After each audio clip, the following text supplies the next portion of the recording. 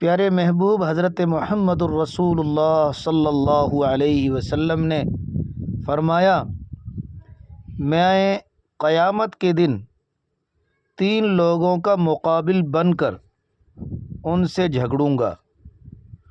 انہی میں سے ایک وہ شخص ہے جس نے کسی کو مزدوری پر رکھا اور اس سے پورا کام لیا مگر اس کو مزدوری نہیں دی، یعنی پوری مزدوری نہیں دی۔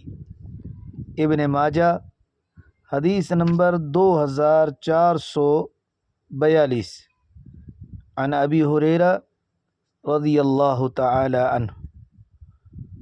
خلاصہ یہ ہے کہ مزدور کو مکمل مزدوری دینا واجب ہے۔